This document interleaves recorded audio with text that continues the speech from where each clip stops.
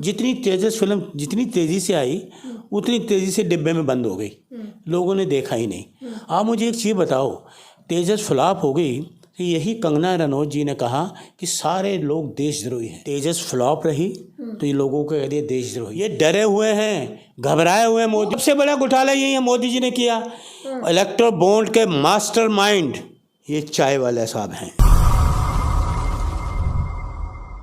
लोकतंत्र का महापर्व का तैयारी चल रहा है, लोग सीटों की बंटवारे चल रहे हैं, उम्मीदवारों के नामों की घोषणाएं की जा रही है और इसी दौर में 5वीं लिस्ट जारी की गई भारतीय जनता पार्टी के द्वारा और इसमें देखा गया कि कई पुराने नाम इसमें से गायब थे तो वहीं कई नए नाम भी इसमें निकलकर सामने आए। इसमें एक बड़ा नाम जो अभी भी ट्रेंड में है वो है कंगना रनौत। नाम लिस्ट जारी होने के बाद कंगना रनौत के लिए कुछ पोस्ट किए गए, उसके बाद से शुरू हुआ कि कंगना रनौत का अपमान किया गया है, यानी पूरी महिला समाज का कांग्रेस ने अपमान किया है।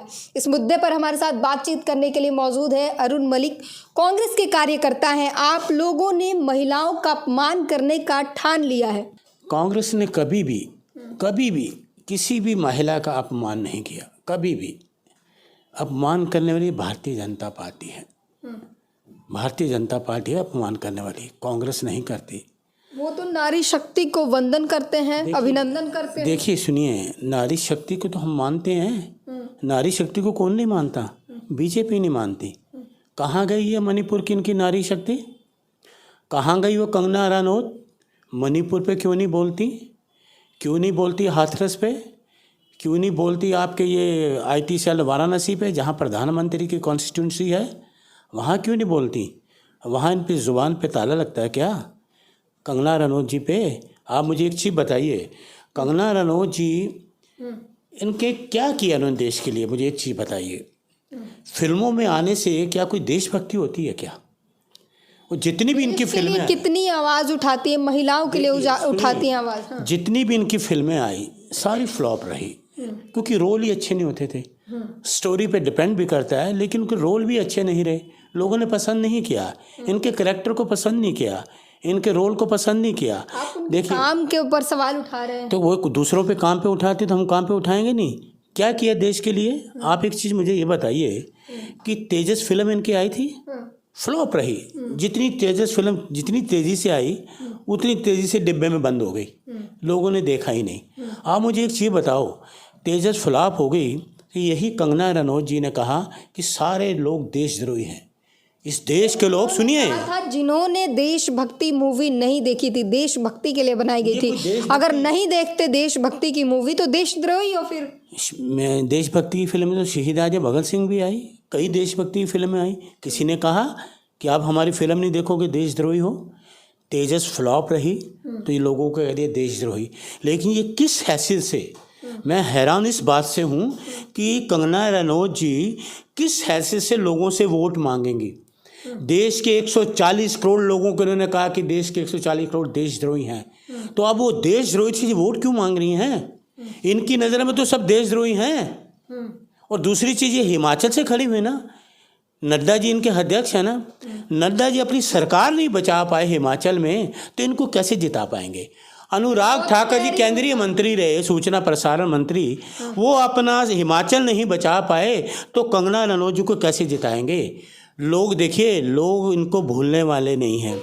चुनाव में लोगों को इतना पता है, वो 400 पार की बात नहीं करेंगे, वो करेंगे कि इस भारतीय जनता पार्टी की सरकार में हमने 400 रुपये किलो टमाटर लिए हैं, हमने भारतीय जनता पार्टी के राज में 400 किलो अदरक लिया है।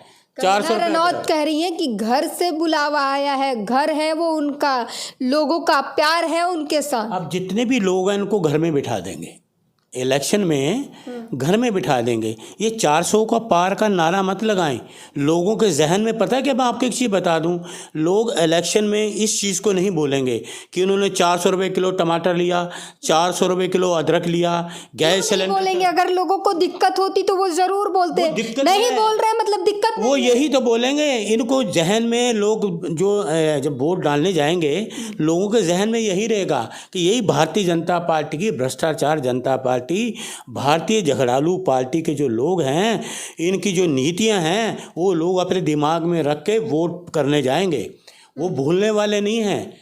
आप ये मुझे बताइए कि भारतीय जनता पार्टी कहाँ सोई हुई थी, इनके नेता कहाँ सोए हुए थे, ये गोदी मीडिया कहाँ सोया हुआ था। मणिपुर इस देश का सबसे जघन्य और सबसे शर्मसार करने वाला कांड, हाथरस उससे भी ज़्यादा कांड, लड़की को जला दिया गया।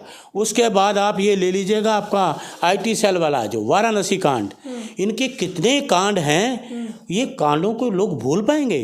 तो कंगना रनौत जी जीतने वाली नहीं है, ये तो मैं उनको आज ही बता रहा हूँ। अच्छा, हमारी शुभकामनाएं हैं, अच्छे से हारेंगे ये, अच्छे से भारतीय हारेंगे। जनता पार्टी उन सभी लोगों को जिन्होंने संविधान का अपमान किया या SC/ST माइनॉरिटी का अपमान किया, उनको नहीं दिया है टिकट। रमेश बिधूड़ी को नहीं मिला, आनंद हेगड़े को नहीं मिला, जो संविधान को बदल देने की बात कर रहे हैं। भारतीय जनता पार्टी ध्यान में रखती है कि कौन क्या कह रहा है और उसके हिसाब से काम करती है। जिस वक्त जब वो अपनी भाषा का प्रयोग कर रहे थे, जिस अंदाज में वो अपनी भाषा पार्लियामेंट में बोलते थे, उस वक्त इन्होंने बर्खास्त क्यों नहीं किया इन लोगों को?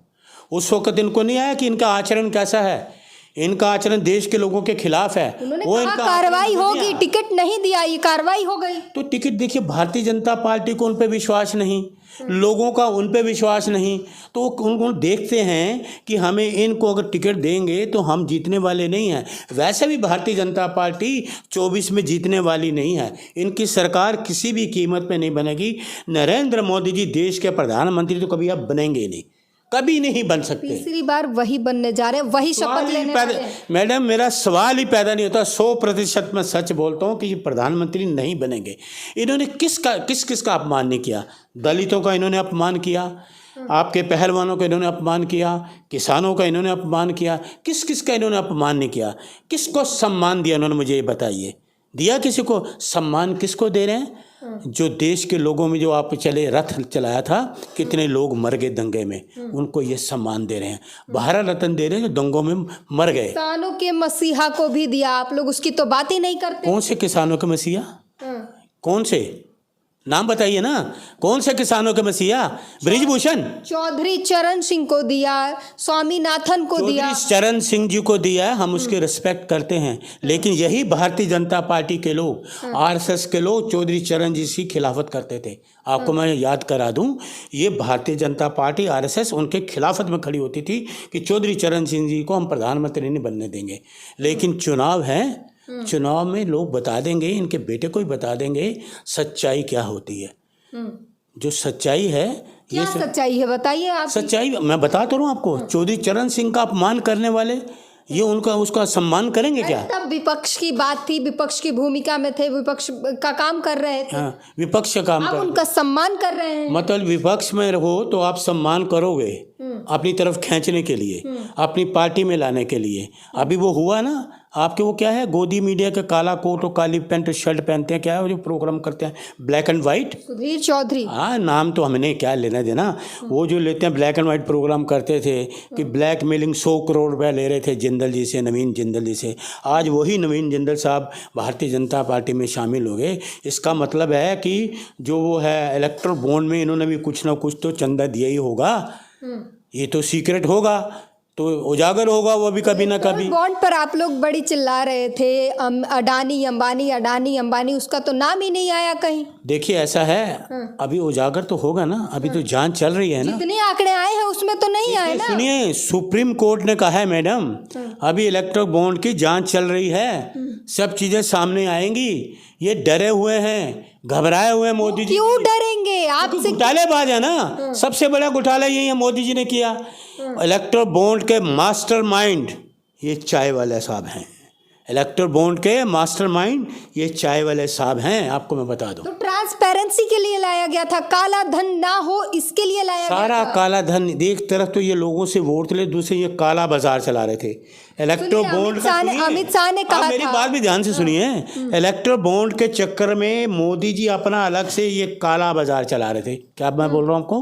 काला बाजार। इलेक्ट्रॉन बॉन्ड के नोटों का काला बाजार। वही तो अमित शाह आप पर आरोप लगा रहे, कांग्रेस के लिए कहते हैं कि 1,000 रुपये लिए जाते थे, 100 रुपये पार्टी फंड में जाता था और 1,000 रुपये जो है 1100 में से 100 रुपये पार्टी फंड में और 1,000 रुपये अपने घर चला जाता था और इस तरीके से फंड लिया जाता था। इसलिए हमने इलेक्टोरल बॉन्ड मंगाया, सामने सामने रहेगा सब कुछ, किसने पैसे दिए किसने पैसे लिए, ये सब कुछ ट्रांसपेरेंट रहेगा। अमित शाह जी से ये पूछिए कि वो एक भी सबूत लाए हैं, लाए हैं, दिखाए हैं? अरे हमारा सबूत जो है सामने देश की जनता पे। वो तो मांग रहे हैं आजादी के बाद से क्या पैसे नहीं लिए गए? अभी हमने आज़ादी के 138 साल हो गए कांग्रेस को, हमने 138 रुपये लिए, 18 रुपये लिए, 1800 रुपये लिए, लेकिन लोगों के सामने इनकी तरह इलेक्ट्रल बॉन्ड की तरह करोड़ों अरबों रुपए मैडम नहीं लिए, करोड़ों रुपए 200 करोड़ केस भर के आता था, पेटी भर के आता था कांग्रेस के पास, वो साफ कह रहे हैं। किसके? उन्होंने देखा है?